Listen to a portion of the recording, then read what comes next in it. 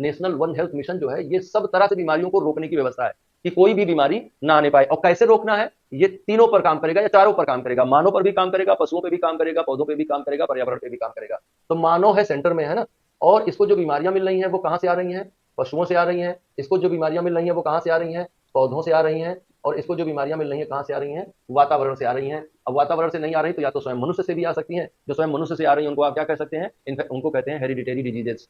Hereditary diseases का मतलब कि जो अनुवांशिक रूप से आप में आ जाती हैं, आपके पिता से आप में आ जाती हैं या किसी और तरह से आप में आ जाती हैं। तो आनुवांशिक बीमारियां होती हैं, या फिर पशु पशु वायरल होंगी, बैक्टीरियल होंगी, या फिर जो है इस तरह कोई फंगस या इस तरह का कोई इन्फेक्शन होगा आपको। तो ये इन्हीं चार में से किसी एक चीज से जुड़ी हुई होंगी। तो अगर हम कुछ ऐसा प्लान बनाएं कि इन चारों को हम रेगुलर मॉनिटराइज करें, रेगुलर मॉनिटरिंग करें इसकी कि यहाँ पर कोई बदलाव तो नहीं होने पा रहा है। और अगर इस मॉनिटरिंग के तहत, इस मॉनिटरिंग के द्वारा हम ये देखें कि ह्यूमन हेल्थ को नुकसान पहुंचाने की कोई कंडीशन तो निर्मित नहीं हो रही है पशुओं के माध्यम से। जैसे आपने देखा होगा, आपने सुना होगा कि कई तरह के फ्लू हो जाते हैं, चिड़ियों से आपको फ्लू हो जाते हैं, स्वाइन फ्लू हो जाता है, स्वरों का मांस खाने से स्वाइन फ्लू हो जाता है। तो अगर हम वहां पे निगरानी रखें कि स्वरों को फ्लू ना होने पाए, जो फ्लू स्वरों से होकर मनुष्य में आता है वहां पर हम स्वरों को ही रेगुलर वो कर लें, मॉनिटरिंग कर लें। जो चिड़ियों से होने वाला फ्लू है, जैसे बर्ड फ्लू हो जाता है आपको मुर्गा खाने से, तो वहां हम मुर्गे का ट्रीटमेंट कर लें। या आपको वायुमंडल में प्रदूषण से सांस की समस्या हो जाती है तो हम प्रदूषण को कम कर लें।